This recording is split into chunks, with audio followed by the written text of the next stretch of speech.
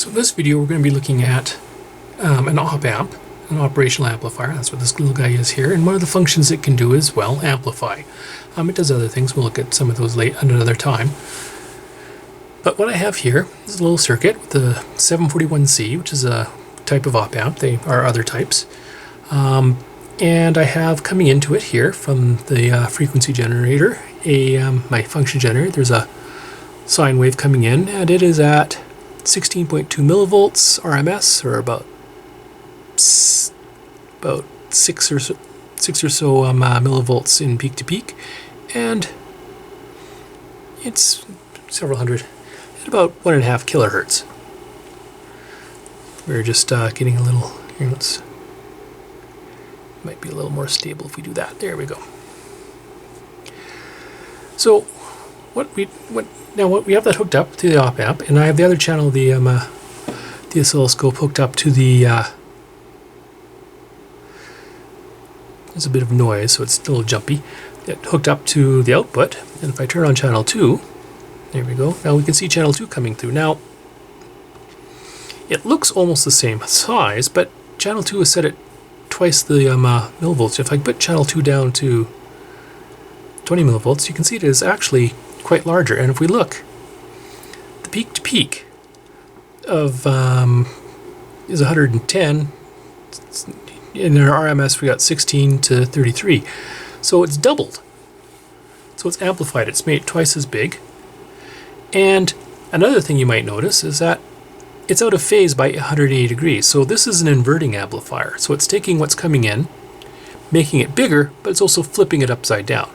So we're getting an inversion. Let's change that so it's a little bigger and try to get it to hold still for us. There we go. And now we can change how much amplification there is by simply swapping this resistor out. Between this resistor divided by this resistor tells us what the gain is. So this is 100K, this is 47K, it's about half. So it'll double things. If I take that out and I put a 10K in its place, way bigger. So we'll have to really scale that down a bit. There we go. I'm going to set the trigger to channel 2. Get a little stabler. There we go.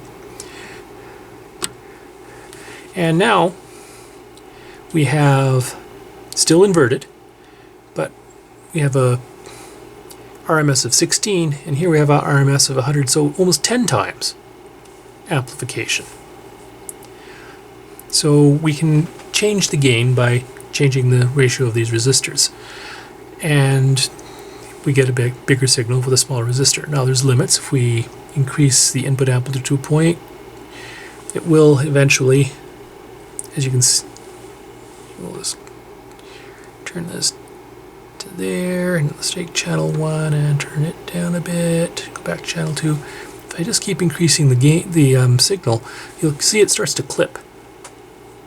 Okay, so we're losing some signal. So there's a limit to how much gain we can get, because eventually the amplifier just doesn't have the voltage to give. So right here, let's see what we got. So we have RMS of 47 millivolts and 470. So we're times by 10, which 100 divided by 10K is times by 10. So that's basics of an amplifier working as an amplifier. Like I said, in this case it's inverting. It can be set up to go to be non-inverting, and the gain can be controlled by a feedback resistor here, because this is going from the output to the input, and by a resistor on the input.